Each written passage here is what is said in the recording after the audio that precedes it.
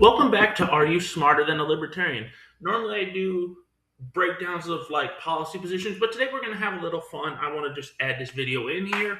We're going to look at some leftists and how they talk about they're the party of peace and tolerance and love. And I'm going to show you with their own words what that actually means. We'll get started right after this break.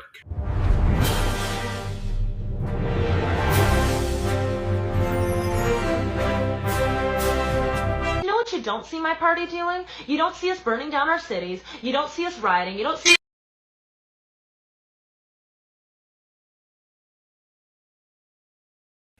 The Summer of Love, to the tune of about $2 billion. As you can see, this is going to be a recurring theme throughout this video. Now we're going to throw in a little bit of spice of some economics. I don't think people should have to work in order to be afforded the basic necessities of life and basic human rights like shelter, food, water, and I would add clothing to that list as well. This man right here believes everything should be free. Housing, clothing, shelter, food, everything, healthcare.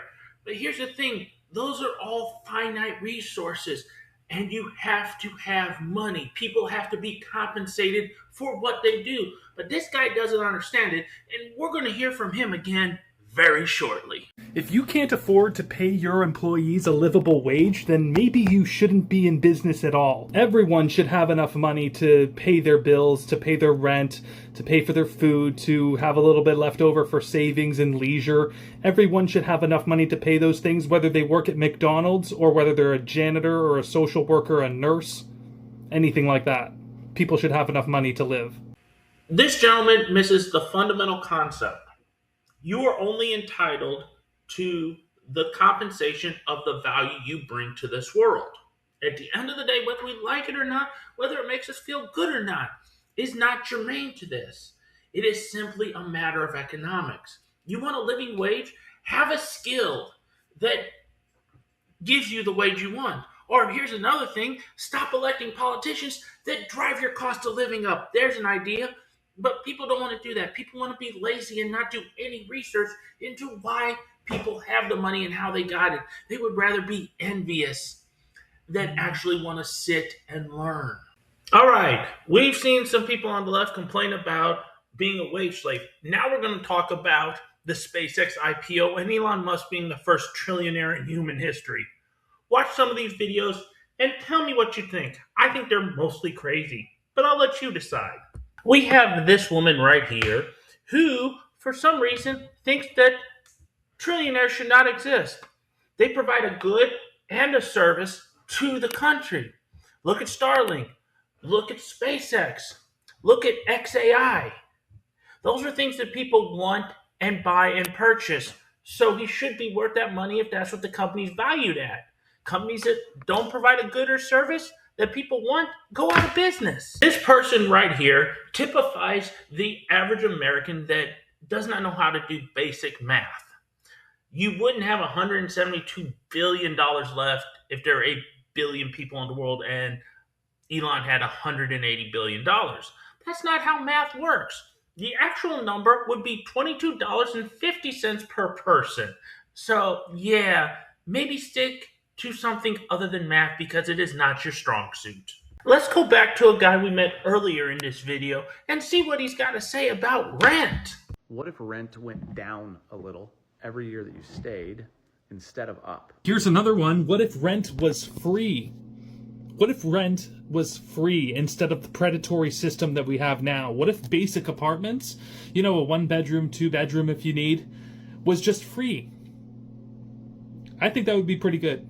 This clown you just listened to at the end doesn't understand that renting an apartment has costs associated with it. As the landlord, I have to pay taxes, mortgage, maintenance, upgrades. So there's a lot of costs associated with that. And plus, I'm not doing it just to break even. I'm doing it to make money because that's how I survive. If you don't like the price of rent, go somewhere else. You are not entitled to the product of someone else's labor. I'm sorry to say that again and again, but that's just lazy if you believe that you're entitled to something that someone else owns or works for. Now, let's have a listen to someone who thinks that profit is not a good way to determine how resources are to be allocated, which he is wrong, but he believes it so much, we're going to humor him. The biggest problem in the world right now is people looking at profit instead of the best use of resources. And a lot of people will tie these things together. But it's entirely not the case and has drastically different outcomes. What's good for the planet needs to be put first, and it's not even in any of our economy. The planet has no control over your economy other than what people want to do with it and reactions to it. Your cities should have hundreds of millions of dollars more infrastructure, and the fact they don't is just so some rich schmuck can own land and profit off of all of it. It is private ownership of the means that is keeping people from more efficient ways of living and sustainability that is better for the planet. These are the most serious issues because they affect our long-term future as humanity as a whole. Like, if you're not focused on these things, like, there's no fucking point in talking about politics. The only way we can have a truly functioning economy is to have resources be determined by the market.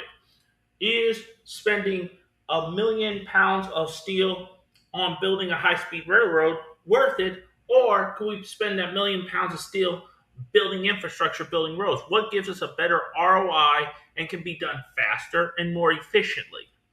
Life is all about efficiencies and finding the most efficient way to do things. If you don't believe that efficiency is important, then don't drive a car and walk everywhere. Take a bike. It's not as efficient, but it's environmental.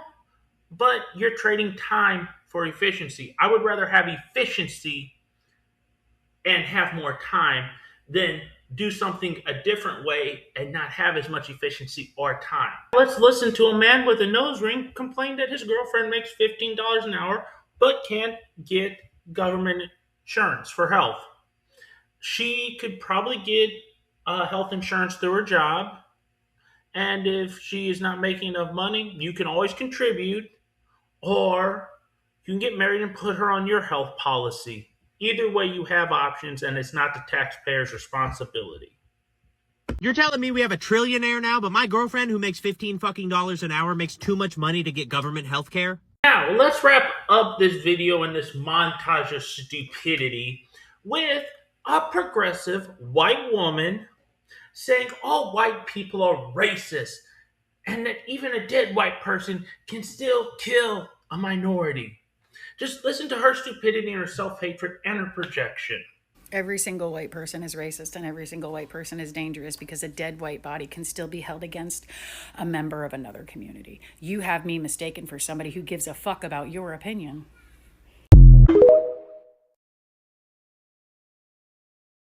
Thanks to everyone who watches. I hope you like this new style format. I may incorporate more into my long form content, like every other week or so, or every month.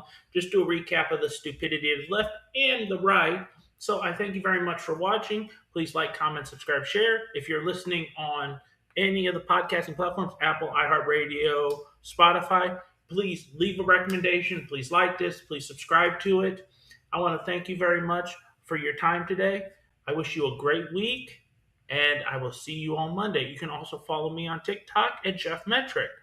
Just look for me over there. The link will be in the bio of all my podcasts.